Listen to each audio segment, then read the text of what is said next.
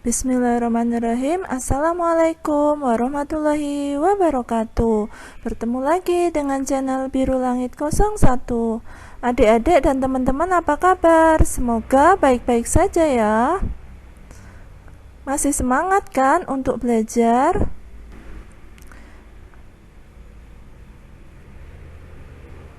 Pada kesempatan kali ini saya akan membahas tentang pantun. Pantun ini termasuk materi tema 4, subtema 3, kelas 5 semester 1. Lalu apa pengertian dari menulis pantun? Menulis pantun adalah kegiatan yang dilakukan untuk menuangkan gagasan atau perasaan dalam karya sastra lama yang terdiri atas sampiran dan isi, dengan berpedoman pada syarat-syarat pantun yang telah ditentukan. Lalu bagaimana langkah-langkah menulis pantun? Langkah yang pertama yaitu menentukan tema. Yang kedua, mengumpulkan kosakata yang berkaitan dengan tema yang telah ditentukan. Yang ketiga, teknis penulisan pantun yang terdiri dari 5 tahap. Tahap pertama yaitu mencari kata terakhir pada isi pantun sesuai dengan tema. Yang kedua, membuat kalimat isi dengan kata terakhir yang sudah ditentukan. Yang ketiga, mencari kata terakhir sampiran pantun. Yang keempat, membuat kalimat sampiran dengan kata terakhir yang sudah ditentukan. Dan yang kelima adalah memeriksa kembali pantun yang sudah dibuat sesuaikan dengan syarat pantun yang baik. Lalu apa saja jenis-jenis pantun? Berdasarkan isinya, pantun dibedakan menjadi 5 macam. Yang pertama adalah pantun anak-anak. Yang kedua, pantun remaja. Yang ketiga, pantun orang tua. Keempat, pantun teka-teki. Dan yang kelima adalah pantun jenaka. Nah, ini contoh dari pantun anak-anak. Pergi ke sawah menanam padi. Sawah dibajak dengan sapi. Jadilah anak yang baik hati.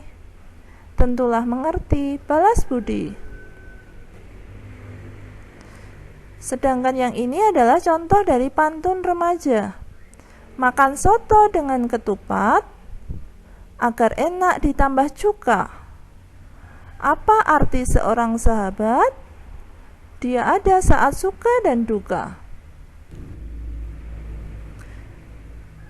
Sekarang jenis-jenis pantun berdasarkan bentuknya, yaitu pantun dibedakan menjadi 4 macam.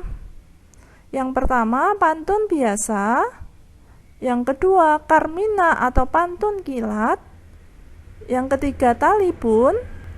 Dan yang keempat adalah pantun berkait atau pantun berantai atau seloka.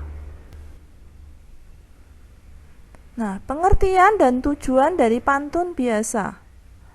Pantun biasa adalah salah satu puisi lama yang berisi nasihat. Awalnya berupa sastra lisan, tapi lama-kelamaan pantun juga dikenal sebagai salah satu bentuk prosa tulisan. Tujuan pantun biasa yaitu untuk menyampaikan sesuatu dengan lebih santun dan arif.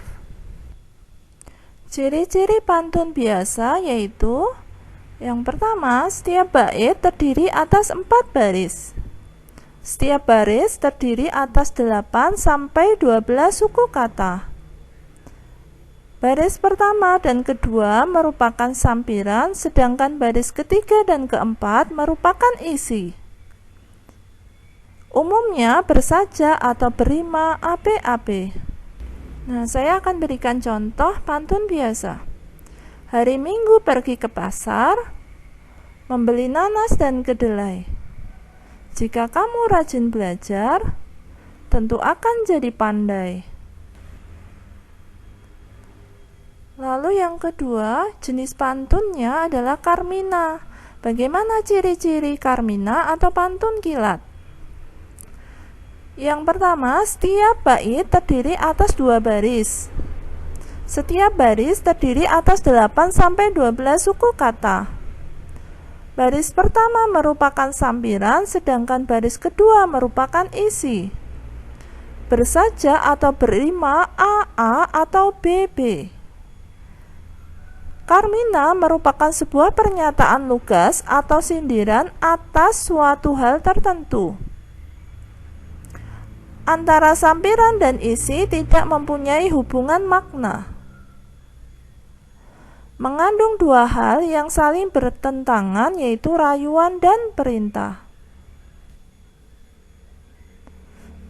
Nah, ini contoh Carmina. Warna hijau daun suci, keberanian adalah akhlak terpuji. Ada jelaga di kereta, mata terjaga, hati tertata. Gendang gendut tali kecapi, kenyang perut senanglah hati. Nah, ini gambar kereta karena Carminanya menyebut kata kereta, jadi saya contohkan gambar kereta. Jenis pantun yang ketiga yaitu talibun. Apa pengertian dari talibun? Talibun adalah pantun yang susunannya terdiri atas jumlah baris yang genap, misalnya 6, 8, atau 10 baris. Pembagian baitnya seperti pantun biasa, yaitu terdiri dari sampiran dan isi. Jika talibun itu terdiri atas 6 baris, maka 3 baris pertama merupakan sampiran dan 3 baris berikutnya merupakan isi. Lalu, apa saja ciri-ciri pantun talibun? Setiap bait terdiri atas 6, 8, 10 baris, dan seterusnya. Jadi bisa lebih dari 10 baris.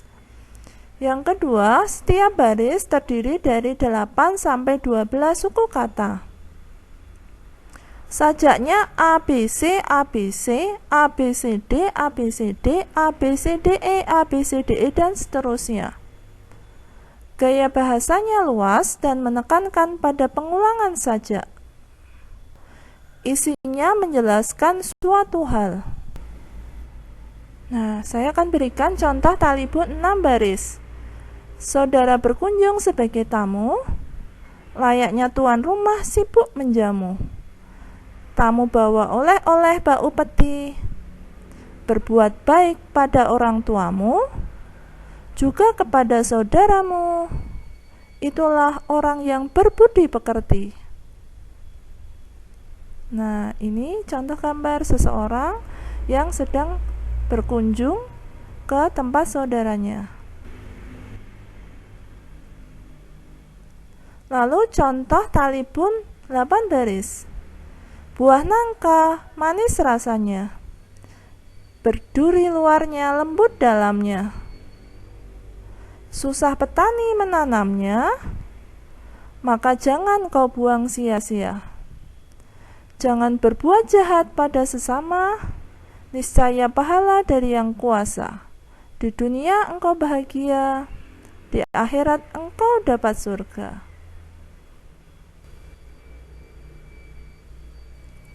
Lalu yang keempat yaitu pantun berkait. Pengertian pantun berkait atau disebut juga pantun berantai atau seloka adalah sebagai berikut. Pantun berkait adalah pantun yang terdiri dari beberapa bait di mana bait yang satu dan bait lainnya sambung menyambung.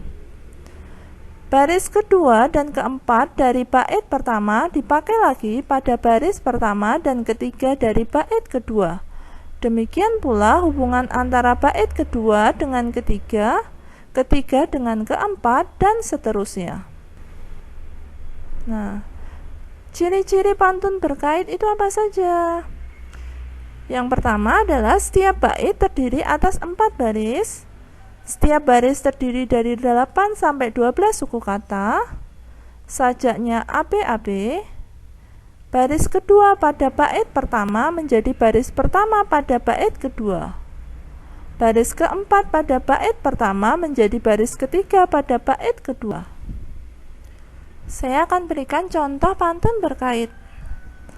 Sarang Garuda di pohon beringin, Buah kemuning di dalam puan. Sepucuk surat dilayangkan angin, putih kuning sambutlah tuan. Buah kemuning di dalam puan, dibawa dari Indragiri. Putih kuning sambutlah tuan, sambutlah dengan hati berseri. Jadi pada baris kedua di bait pertama itu dipakai lagi pada baris pertama bait kedua. Lalu baris keempat di bait pertama dipakai lagi pada baris ketiga bait kedua. Jadi ini contoh dari pantun berkait yang saling sambung menyambung. Nah, ini karena di dalam contoh pantun berkait ada sepucuk surat dilayangkan angin, saya berikan gambaran seperti ini. Cara membaca pantun. Agar dapat membaca pantun dengan baik, perlu diperhatikan beberapa hal sebagai berikut. Yang pertama, membaca pantun secara berulang-ulang. Yang kedua, tandai kata-kata pada pantun untuk intonasi naik, turun, datar, dan berhenti. Tanda, simbol, dan artinya pada pantun sebagai berikut. Tanda berhenti artinya berhenti sementara. Tanda berhenti artinya berhenti lama, jadi ada dua macam, berhenti sementara sama berhenti lama. Yang ketiga, tanda naik artinya intonasi naik. Yang keempat, tanda turun artinya intonasi turun. Tanda datar artinya intonasi datar. Nah, tandanya, lambangnya seperti ini. Ada garis miring 2, itu untuk berhenti lama, sedangkan yang 1 itu untuk berhenti sebentar. Ada tanda panah ke atas, itu untuk intonasi naik, tanda panah ke bawah untuk intonasi turun, sedangkan tanda panah mendatar untuk intonasi datar. Nah, ini contoh penerapan tanda intonasi pada pantun. Kalau tuan ingin berjalan, jangan lupa membawa celana. Kalau tuan ingin berkenalan, jangan lupa menyebut nama. Demikian penjelasan dari saya, semoga bermanfaat ya. Oh ya, di akhir video seperti biasa saya akan membagikan satu kutipan ayat suci Al-Quran sebagai bentuk dakwah saya sebagai seorang muslim. Buat teman-teman dan adik-adik yang menyukai channel ini, silahkan di subscribe, di like, di komen. Kalau ada pertanyaan boleh dituliskan di kolom komentar. Demikian dari saya. Wassalamualaikum warahmatullahi wabarakatuh.